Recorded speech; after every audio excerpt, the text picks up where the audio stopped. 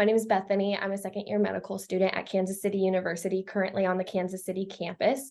And today I'm going to be presenting my research entitled Health Disparities Between Private and Government Insurance Coverage on Patient Perceptions of Health. And so just to give you all a background of why I chose this topic and why it's important to me, I grew up in rural Iowa, about 45 minutes east of Des Moines, and then moved to Omaha, Nebraska at Creighton University. So I definitely saw the large disparities between access to healthcare, moving from a rural farming community to an area that had multiple large hospital networks all there in Omaha. And during that time, I worked as a certified pharmacy technician at Hy-Vee Pharmacy. So insurance was something I came across every single day, and I definitely got to see some of the barriers to access as well as some of the disparities when it came to patients that had private insurance coverage versus government insurance coverage. And so that's what led to this project. So with that being said, I'll go ahead and talk a little bit about some of the literature behind this project. Let's see here. Okay, so past research has shown that those who live in a more rural area, I'm going to move this out of the way. Sorry about that. Those who live in a more rural area are more likely to use government insurance and become uninsured compared to their urban counterparts. And furthermore, those with a low socioeconomic status, regardless of their location, so that includes people in rural, urban, and suburban areas, are disproportionately more likely to utilize government insurance as well. However, very few studies have looked at patient perceptions of their own health as it relates to both location and the type of coverage. So now we'll move on and talk about some of my objectives and my hypotheses in this study. My first objective was to determine the relationship between types of insurance coverage and patient perceptions of health, specifically looking at government versus private insurance. Government insurance including programs such as Medicare and Medicaid, and private insurance including programs such as Blue Cross Blue Shield, which you might receive through an employer or you pay for out of pocket yourself. The second objective that I explored was the relationship between residents relative to a metropolitan area and patient perceptions of health. And my hypotheses for both of these objectives was first, that those with government insurance would have a more negative perception of their health, and those who live in a more rural or area outside of a metropolitan area would also have a more negative perception of their overall health. So now we'll move on to the methods behind this study and some of the statistical analysis. First, I analyzed a survey entitled the Survey of Consumer Attitudes and Behavior from October 2014, and this came from a database out of the University of Michigan, where respondents were contacted by a landline and interviewed by phone between 2010 and 2014. So in this study, there were 485 respondents, and one limitation, which I will discuss later, is that all of these respondents were contacted by a landline. And I think we all can recognize that within the last 5 to 10 years, use of landlines has significantly dropped, with more people utilizing cell phones and mobile devices. In this study, the unit of analysis is individual because, again, we're looking at the subjective view of one's own health. And government insurance includes 3 main programs, including TRICARE, Medicare, and Medicaid. I'd also like to point out that Medicaid does not include programs like Title 19. And TRICARE, for those of you who may not know, is a program that is for those who are in the armed services, so military personnel. And it includes not only the personnel in the military, but also their spouses and their children. So it's a wide range of people covered under TRICARE. In this survey, respondents were able to categorize their health into 5 main categories, which were excellent, very good, good, fair, and poor. However, a significantly small amount of the population of respondents categorized their health as poor. So in order to perform statistical analysis, I combined the categories fair and poor into one category, fair. And then when it came to the statistical analysis, let's see here. I performed both a chi-square test, a t-test, and a Kramer's B statistics test. So the chi-square and the t-test were looking at the relationship between the independent and dependent variables, seeing if there was any significant binding there.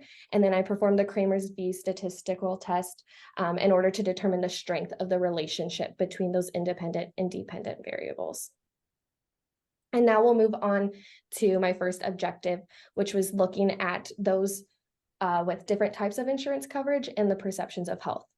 So in graph 1, you can see that government insurance coverage is represented in gray, and those with private insurance coverage is represented in blue.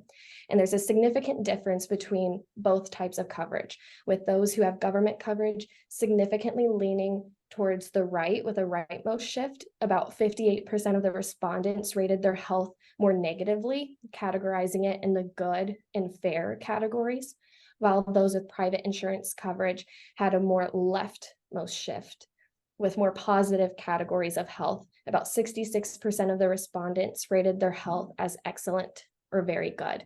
So this was a significant difference between government and private insurance.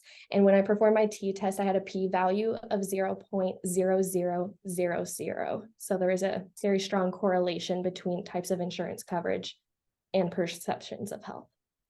And then now moving on to my second objective, looking at location and how that relates to patient perceptions. There was not a significant finding between area and how one rated their health, but I think these graphs demonstrate that there is a general trend supporting my hypothesis.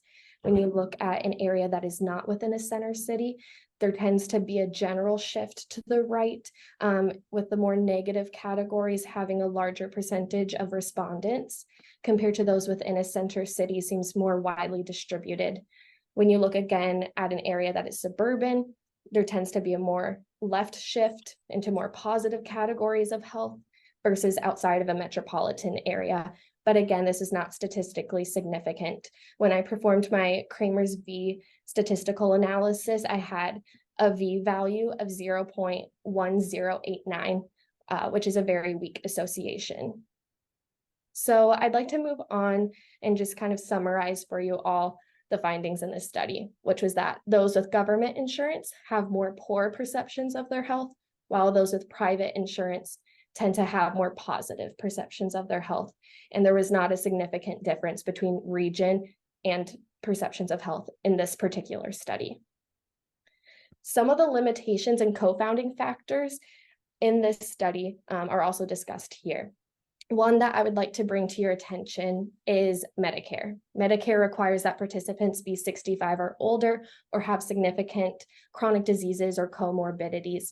And so with that being said, in order to qualify for Medicare, you tend to have worsened healthcare, tend to utilize health systems more than you would say a healthy 20 or 30-year-old would be who don't utilize Medicare. So that could have strayed the data to support my hypothesis more. A couple limitations that I'd also like to bring to your attention is a self-selection bias. Because this was one's own subjective view of their health, it could have been polarized both positively and negatively. So one might say that their health is fine, even though it really isn't, or someone might say that their health is really horrible when objectively one might say that their health is okay. So that's one thing to account for. As I mentioned earlier in this presentation, all of the respondents were interviewed by phone on a landline. However, they all had to speak English. There were no translators in this study. So that left out certain populations that might be immigrants or have English as a second language. And lastly, all of the populations analyzed had a population over 10,000. I can tell you from living in rural Iowa, there are plenty of areas that have a population under 10,000 and are medically underserved areas. So while this study did not find a statistical significant finding when it came to region and perceptions of health, I think later studies that had a wider range of populations that it could analyze might find a more statistically significant finding. And then lastly, there are a couple other projects or future directions that this study could expand upon. As I mentioned earlier, government insurance included Medicare, Medicaid, and TRICARE, but not Title 19. That could be included in future studies. I think it would also be interesting to compare Medicare to Medicaid rather than government and private insurance and see if there's any difference in patient perceptions of health regarding both of those programs. And lastly, in this survey, all of the respondents were asked a general question of how would you rate your overall health? but that did not break down health into mental health or physical health. So future studies could also look at the difference between those two categories as it relates to location and types of insurance coverage. And then lastly, I'd just like to acknowledge Dr. Greenberg, who's out of the Creighton University, who helped me with some of the statistical analysis. And that concludes my presentation. So I'm happy to answer any questions that you may have.